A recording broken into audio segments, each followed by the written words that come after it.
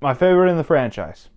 Indiana Jones and the Last Crusade was released in 1989, directed by Steven Spielberg, starring Harrison Ford, Sean Connery, Denholm Elliott, John Rhys Davies, Julian Glover, and River Phoenix.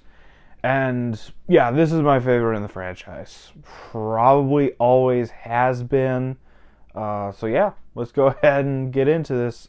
Starting off with the good, and there's just a lot to love in this movie. As iconic as Raiders is, this is just always been my favorite. Yeah, a lot to love. First of all, Harrison Ford is back as Indy. Obviously, he's great here. Really love the wit and the snark that he has as Indy, that Harrison Ford's just always been able to deliver perfectly in every role that he's played. He's just really great at playing these types of characters, and he really shines through in this movie, especially out of this entire franchise. I feel like this is his best performance as Indy. And then you have Sean Connery in this movie as Indy's father, Henry Jones. And I really love Sean Connery as this character. I really love the banter between him and Indiana Jones throughout the movie. How they're always at each other's throats, but they obviously love each other. Just really, really great chemistry between the two. And I also really love how they flip the whole partner aspect on its head, because the first two movies in this franchise, his partner was a love interest. You had Marion in the first one, and then Willie in the second one. And also Short Round in the second one. Obviously not a love interest, but that's aside from my point. I really love how they flip that script on its head, because you have the character of Elsa in this movie, and she's a pretty interesting character, and we're led to believe that she's going to be the new love interest partner for Indy in this movie.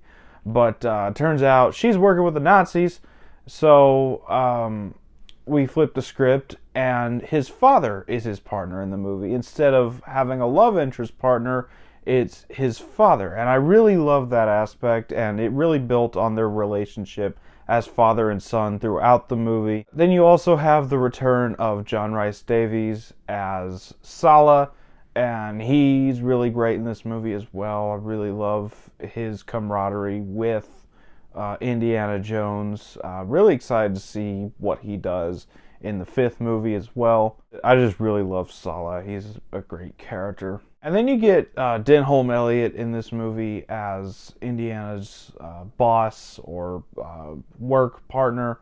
I really love him in this movie. He was in Raiders of the Lost Ark, but he gets an actual role in the main adventure. Marcus Brody is the character's name. I really love Marcus in this movie. Really love the fact that he was able to get in on the adventure within the movie. Really helped by the fact that this was originally supposed to be the final Indiana Jones movie, so made sense to bring him in as a getting in on the action for the final movie. They want to pull all the punches. And then you have the main villain in this movie, Walter Donovan, played by Julian Glover, and he does a really great job. He's not as great as Belloc or Arnold Toe or Molaram for that matter, but he's still a really great villain. They go back to Nazis in this movie. After the second one dealt with a cult, they go back to Nazis with this movie, and it fits because it's still technically during World War II, so it makes sense for it to go back to having Nazis as the villains. There's even a scene where Indy comes face to face with Adolf Hitler in the movie. Don't know why I didn't just, shoot him on the spot, but whatever. I really love Walter Donovan as a villain. He's very intense. He's got a great screen presence. And he's not exactly a physical threat. He's more just manipulating his way through situations. And I really love that. And also, Elsa is kind of a villain, but she doesn't really do a whole bunch, and she also serves as a twist villain. And twist villains have never really been my thing, but I still really enjoyed Elsa as a character in spite of all that. And also, you get a segment in the opening of this movie where you see Indiana Jones as a young man. And River Phoenix plays him in this little segment. And River Phoenix just does a great job as young Indy. In this whole segment, he really captures the mannerisms of Harrison Ford's portrayal of Indiana Jones. And I really love the whole segment of the opening. It shows how Indy gets the scar on his chin. It shows how he starts out with his whip abilities.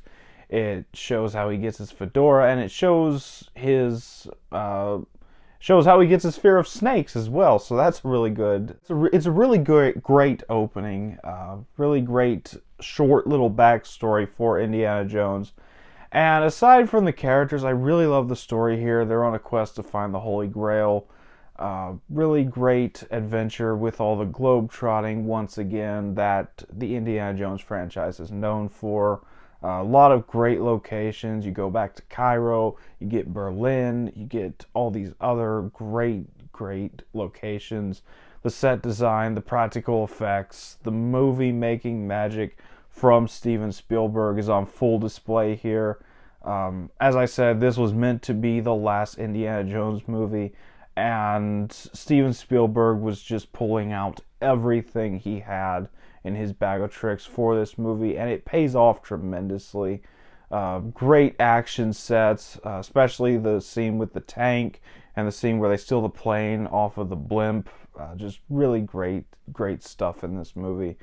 And once again, you get a really great, horrifying death for the main villain.